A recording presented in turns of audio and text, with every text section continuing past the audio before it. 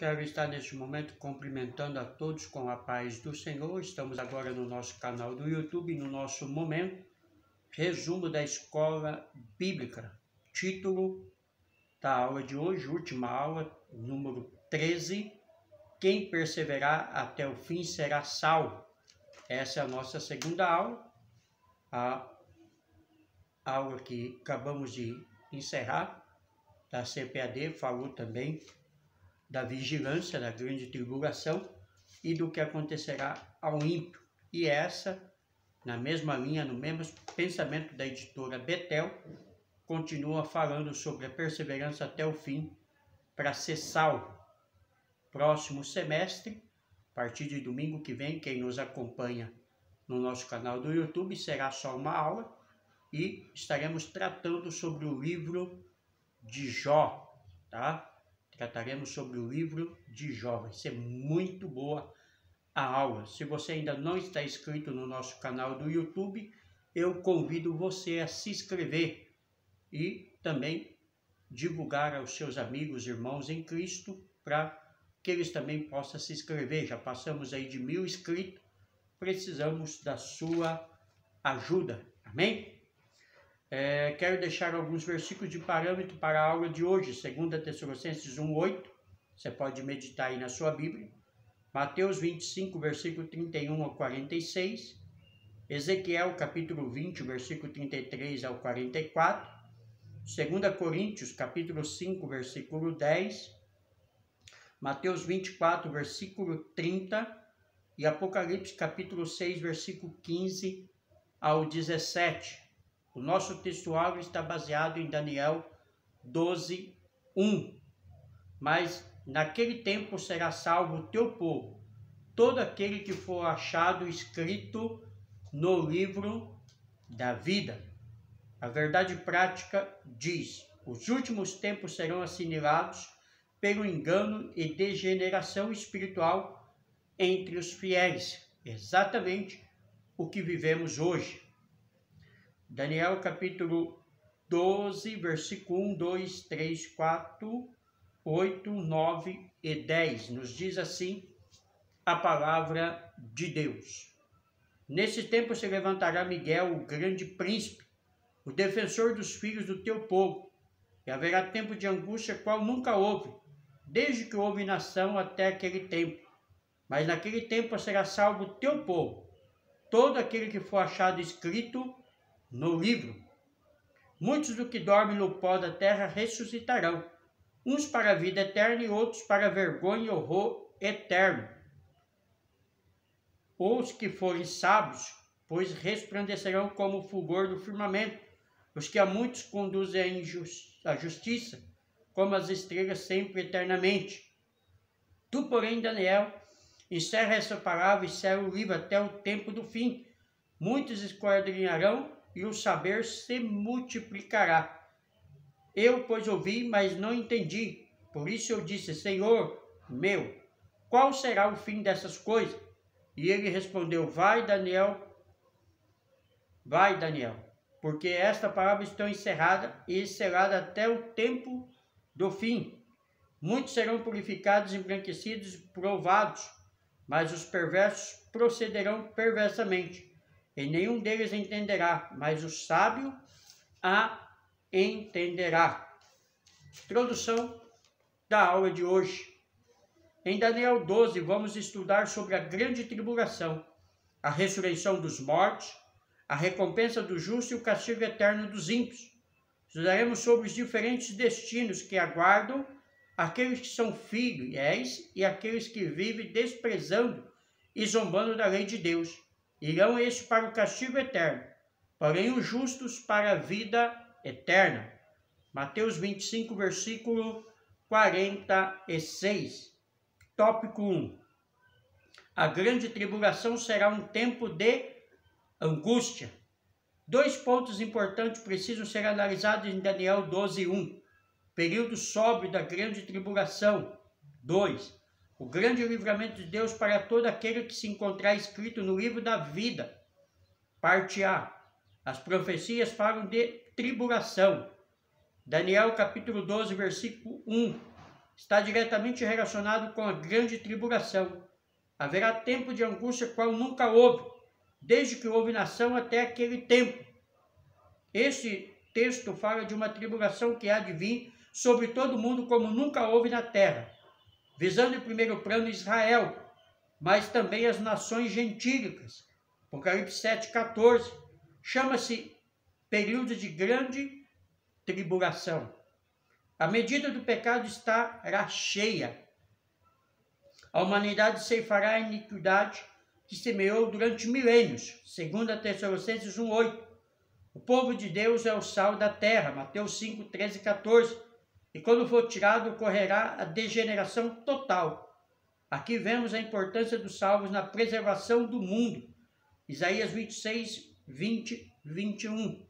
Então, os salvos são o sal da terra, e quando os salvos forem tirados, a degeneração destruirá este mundo pelo pecado, pela prostituição, pela droga, pelo crime, pelo homossexualismo, lesbianismo, como já vemos acontecer hoje, que é apenas princípio de dores. Mas quando a igreja e o Espírito Santo for tirado aqui da terra, aí o caos do pecado dominará todo este mundo. A grande tribulação expressa a ira de Deus. O apóstolo Paulo fala do dia do Senhor, quando os ímpios serão castigados por sua rebeldia. O centro de tudo será Jerusalém e a terra santa, mas de certo modo envolverá todo o mundo. Apocalipse 3:10. A sua duração será de 7 anos. Daniel capítulo 9, versículo 24, 27.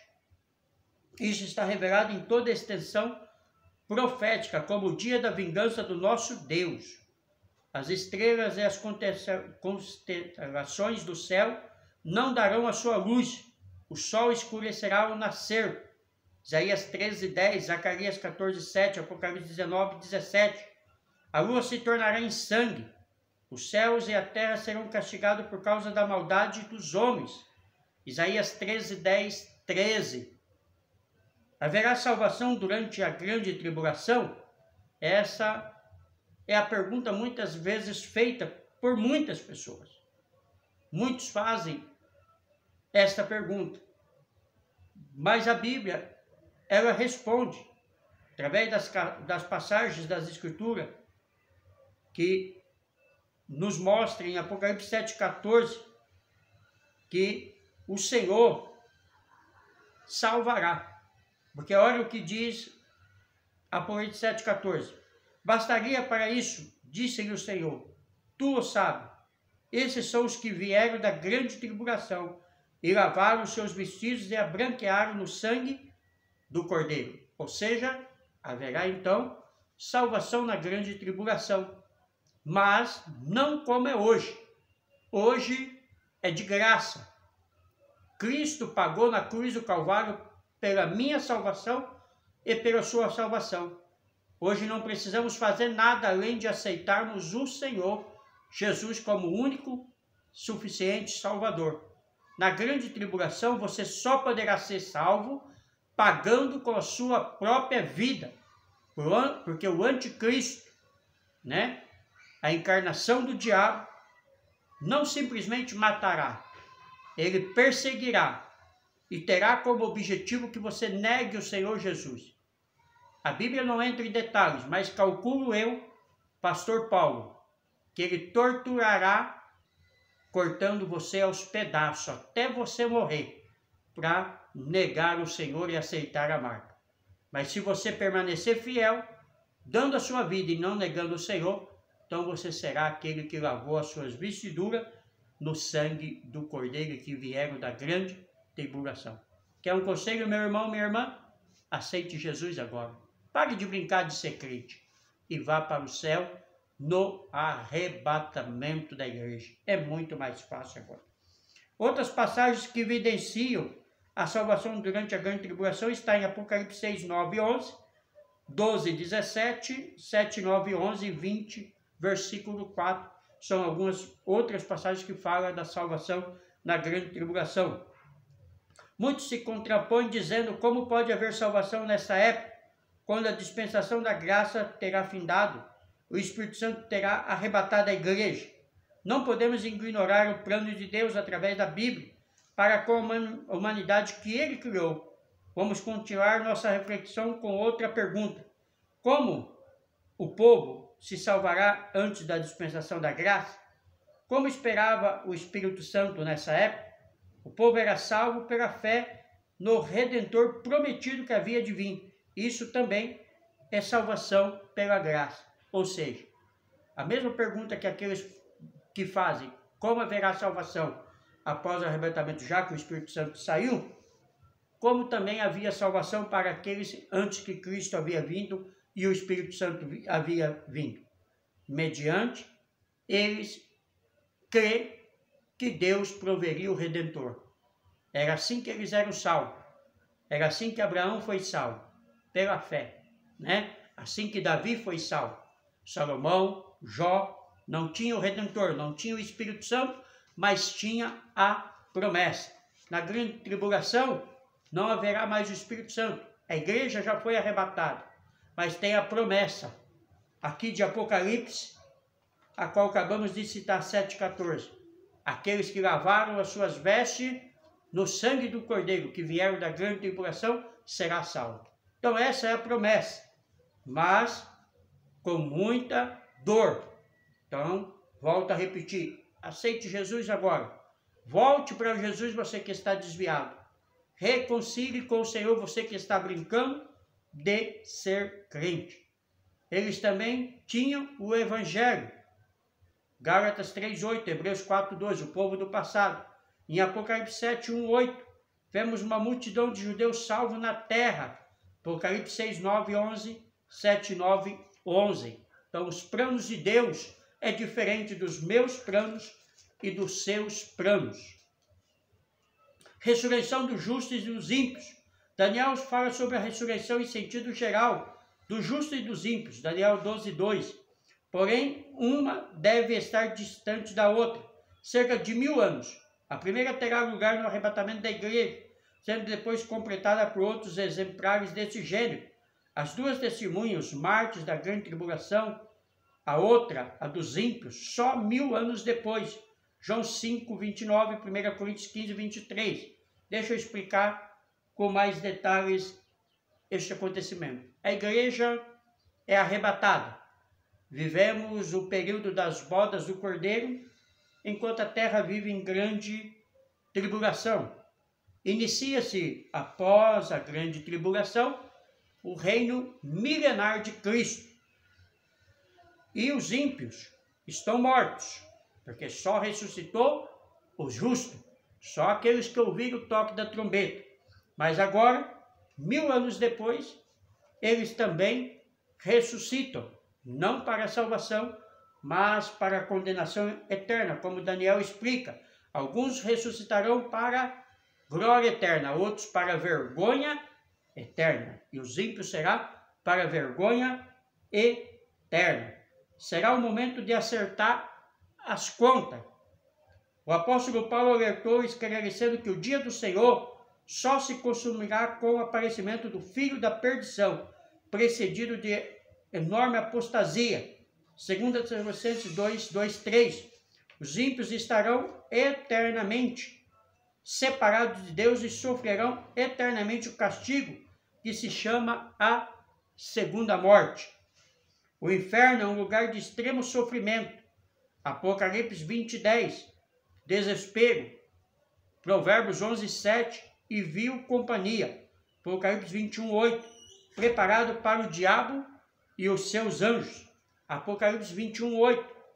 Né? E serão lançados no lago de fogo e enxofre, no inferno, todos aqueles que mentem, amam e praticam a mentira, todos os homicidas, todos os fornicadores, todos os homossexuais, prostituta, lésbica e todos aqueles que não foram achados escrito no livro da vida.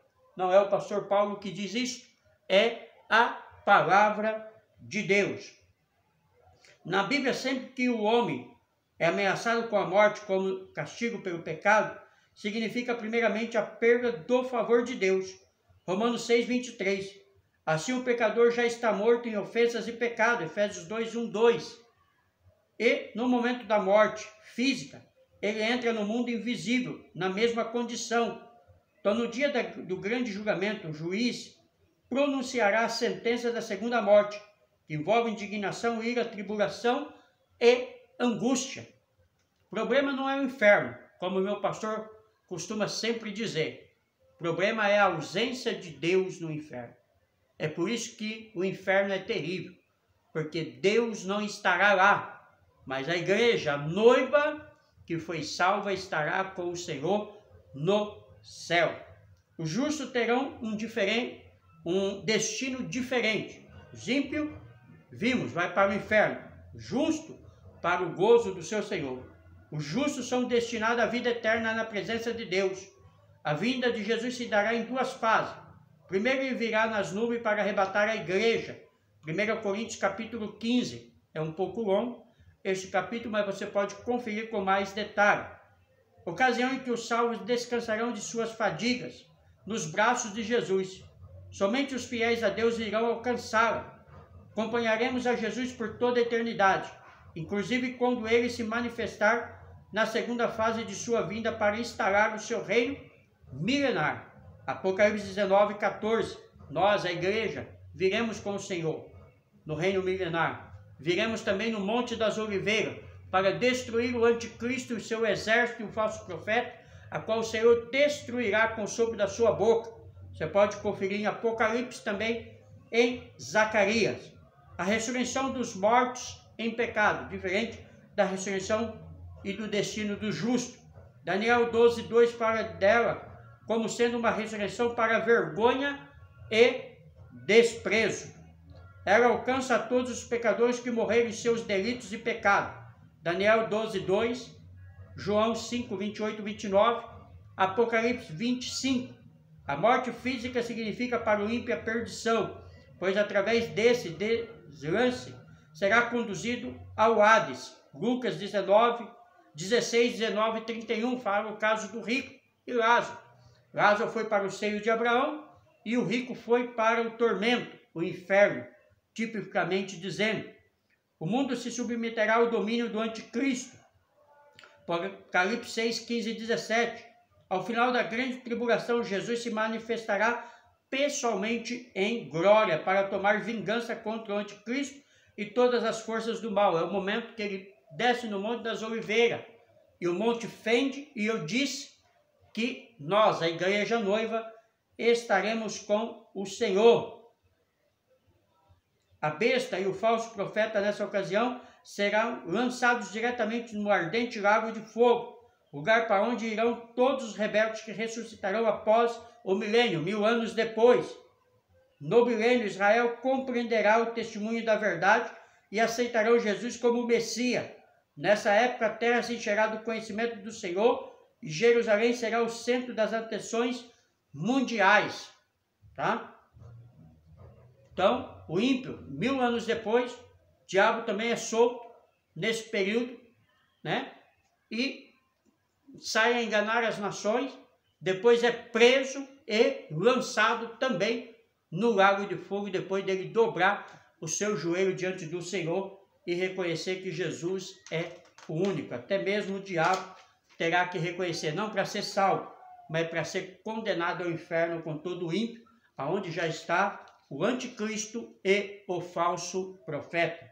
O verdadeiro escolhido de Deus, que perseverar na fé e santidade, nunca cessarão de clamar ao Senhor pela volta de Cristo. Perseverar na oração para Deus despreza fazer justiça, para que Deus depressa faça justiça. É isso que o servo do Senhor ora e clama, sabendo que sua vinda é a única esperança para este mundo. 2 Tessalonicenses 2:8, Apocalipse 19, 11 e 21. Todos os ímpios que morreram ressuscitarão e serão julgados, porque está escrito nos livros: não haverá injustiça, porque o mesmo que legislou também julgará. Tiago 4:12. A presença do livro da vida será para provar os céticos que seus nomes não se encontram nele. Apocalipse 7, Mateus 7, versículo 22 e 23, né? Então, todos que não forem encontrados no livro da vida serão lançados no lago de fogo, junto com o falso profeta, com o anticristo e com o diabo. Como dissemos na outra aula, Deus não lança ninguém ao inferno, mas o homem e a mulher vai pelas suas próprias escolhas. Tópico 3. Daniel tem a ordem divina para selar o livro.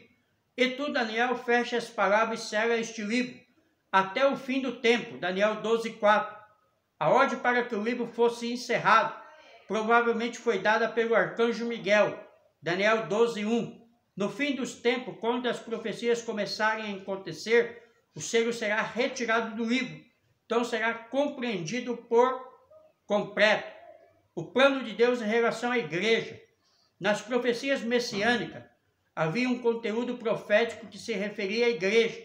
Era o período da igreja, um parênteses histórico, nos milênios do povo eleito que começaria quando o Messias fosse tirado do meio. Daniel 9, 25, até que ele voltasse para cumprir as promessas a respeito de Israel. 70 semanas de Daniel, a qual já estudamos, ela foi interrompida, né, para que o Messias viesse e depois fosse tirado. E a segunda parte se cumprirá exatamente após o arrebatamento da igreja, para que se cumpra a 70 semana de Daniel. O plano de Deus em relação aos judeus. Os judeus como nação não aceitaram o evangelho nem receberam o seu rei prometido, João 1,11. Por isso pediram para ele ser crucificado. Apenas um pequeno remanescente fiel o aceitou. A igreja é a nação espiritual de que falou Jesus. Mateus 21, 43, 1 Pedro 2, 9. Os judeus como nação terão que esperar até que a plenitude do gentio haja entrado. Romanos 11, 25. Hoje vivemos a plenitude dos gentios e os judeus aguardam esse momento, já que eles rejeitaram. Plano de Deus em relação aos gentios. Deus sempre quis a salvação dos gentios como seu povo. Isaías 49, 6, Zacarias 2, 11, Lucas 2, 32, Atos 28, 28, Romanos 15, 9, 12. Essas promessas têm seu ponto de partida em Gênesis 12, 3. Em ti serão benditas todas as famílias da terra. Inclusive entrou aí eu e você. Nós somos benditos através de Abraão. Então Deus queria já nos salvar, os gentios. Quando os judeus rejeitaram, Paulo explica no livro de Romanos que nós fomos enxertados na oliveira verdadeira, que é o Senhor Jesus. Aqui está a oportunidade missionária da igreja hoje. Todas as nações da terra. É preciso saber discernir corretamente nas escrituras o que concerne a cada um desses grupos para evitar confusão. Ou seja, entendemos as profecias e revelações do Senhor na sua palavra. Israel é a chave no plano de Deus. Os olhos do mundo inteiro estão sobre aquele pedacinho de terra prometido para Abraão, tirado de muitas das vezes do povo por causa de sua idolatria e pecado, e restaurado outras vezes após o fim dos cativeiros. Israel muitas das vezes perdeu a terra por causa da idolatria, por causa de seus pecados, mas Deus os castigava e os trazia de volta para a terra, porque essa é a promessa do Senhor. Durante os séculos, o povo judeu ficou disperso pelos 4 cantos do mundo, até que no início do século XX, começaram a voltar para a sua terra. Mas foi em 1948 que Israel se tornou outra vez nação, cumprindo as profecias bíblicas. E quem deu o voto Minerva para que Israel se tornasse nação foi exatamente um brasileiro. E por isso o Brasil, eu posso dizer que ele é abençoado, porque existe uma promessa a Abraão que todos aqueles que abençoassem seria abençoado. Como o brasileiro votou e Israel tornou nação, recebemos a bênção proferida de Deus a Abraão. Não resta dúvida contra isso. Em 1967, os árabes se uniram para lançar Israel no mar durante o que ficou conhecido como a Guerra dos 6 Dias. Mais uma vez, miraculosamente, o exército de Israel, bem inferior em número, venceu os milhares de árabes, conquistando mais território e tomando posse de Jerusalém. Hoje, judeus e palestinos lutam pela posse de Jerusalém. Em todos esses acontecimentos, Deus estava agindo paralelamente na igreja, provando, de fato, Israel é o relógio de Deus. Podemos ver através da palavra que faz parte do plano de Deus formar um só corpo, uma só igreja com judeus e gentios. Então, o plano de Deus é a salvação do mundo, e não apenas de Israel, apenas da igreja. Mas para isso, o homem e a mulher precisa aceitar a Jesus e reconhecer o seu sacrifício perfeito. Os sábios discernirão os tempos. Existe um mistério que são desconhecidos até mesmo pelos anjos. Daniel 12:8. Mas Daniel sabia que as coisas encobertas são para o Senhor nosso Deus. Por isso, com toda a humildade, pediu a interpretação dessas coisas. Daniel 29, versículo 29. Eclesiastes 8:5. Os sábios não ignoram os sinais do tempo. Por isso, não podemos ignorar os sinais específicos da vinda de Jesus. Lucas 24:30. Discernirão os sinais e as suas evidências. Em Mateus 24:3, os discípulos perguntaram ao mestre: que sinal haverá da tua vinda e do fim do mundo? Jesus fala de acontecimentos numa época anterior ao fim. Exemplo, Mateus 24:3-14 fala de princípios de dores. Mateus 24:8, outra época, parece começar identificada pela abominação da desolação que falou o profeta Daniel.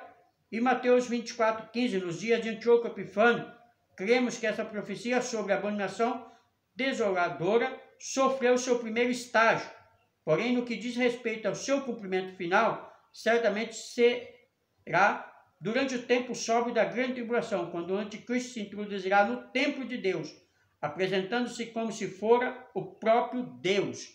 2 Tessalonicenses 2:4. Então, Antíoco Epifânio, do Antigo Testamento, do período interbíblico, entre Malaquias e Mateus, é uma representação do anticristo.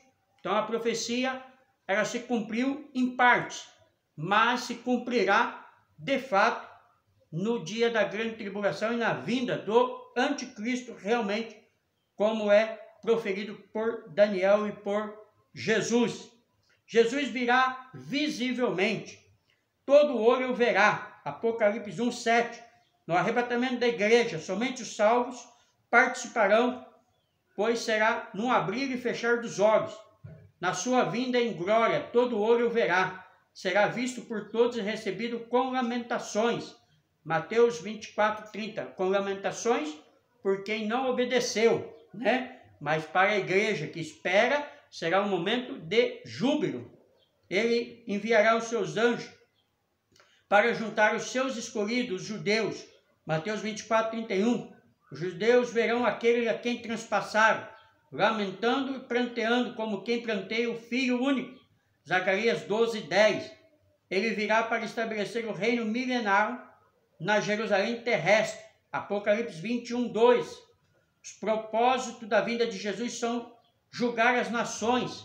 Apocalipse 20, versículo 1 e 12. E Mateus 25:31, Apocalipse 19, 11 e 15. Revelar as coisas ocultas. 1 Coríntios 4:5. Libertar e abençoar a criação. Romanos 8, 19 e 22. Derrotar o anticristo e prender Satanás. Apocalipse 7, 9, 11. Apocalipse 21:2. Implantar o reino milenar. Apocalipse 20, versículo 3. Os sábios repousarão eternamente. Tu, porém, vai até o fim, porque repousarás e estará na tua sorte no fim dos dias. Daniel 12:13.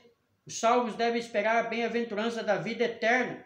Daniel deveria seguir o seu caminho e esperar a aurora do dia da eternidade.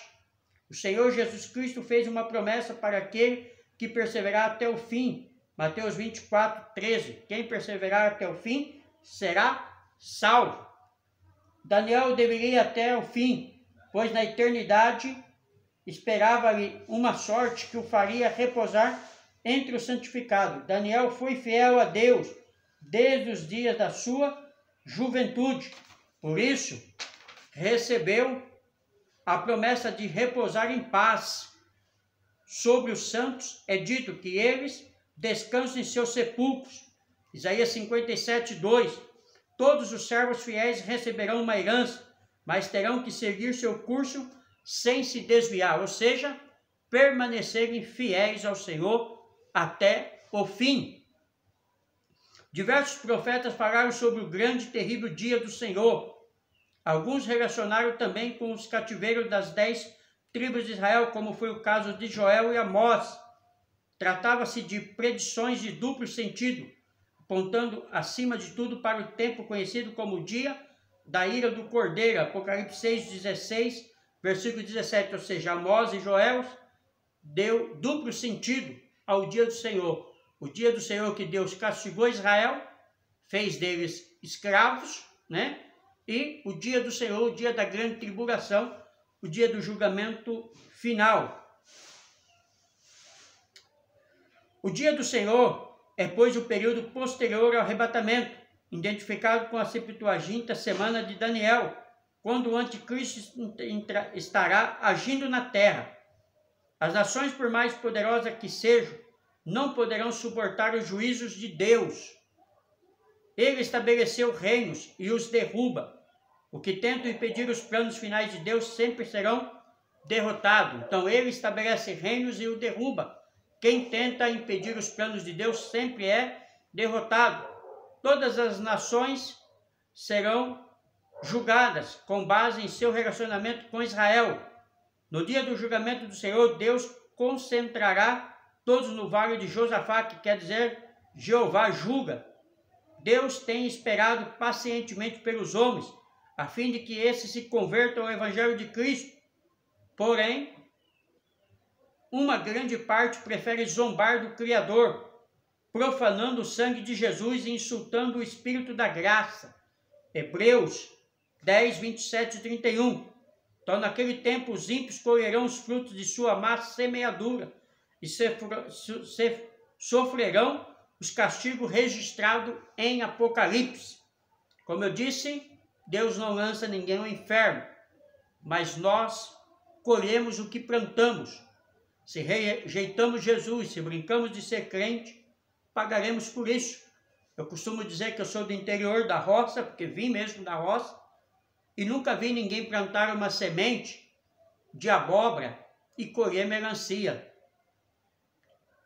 Planta e colhe-se o que planta. Então, se o homem resolveu plantar o pecado, o adultério, a prostituição, o homossexualismo, o lesbianismo, a droga, a desobediência, a rebelião, ele vai colher isso. Porque para ser salvo, a Bíblia diz que só aqueles que se santificam, só aqueles que estão com seus nomes escritos no livro da vida. Não estou dizendo quem não peca, porque pecar todo mundo peca. Mas não permanecemos no pecado porque temos o nosso Redentor, Senhor Jesus. Conclusão. Poucas pessoas nas Escrituras Sagradas exibiram fé, coragem, vida de oração e sabedoria como o profeta Daniel.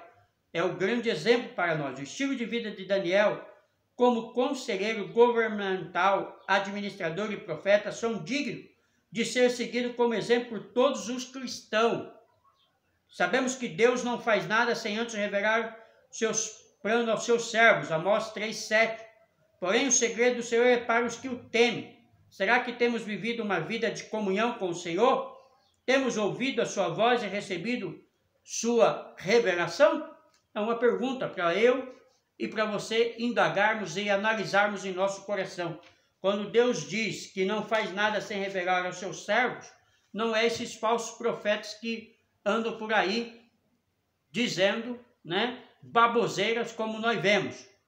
Quando Deus diz que não faz nada sem revelar aos seus servos, são aqueles que realmente são seus servos, como era Daniel, que é um exemplo a ser seguido, como Paulo, que disse que era para sermos seu imitador, como ele era de Cristo. É esses servos, a esses homens e essas mulheres de Deus, que Deus realmente revela os seus segredos. Amém? Deus abençoe a sua casa, Deus abençoe a sua família, Deus abençoe a sua vida. Amém? Pastor Paulo Delanhese, São Paulo, Jundiaí.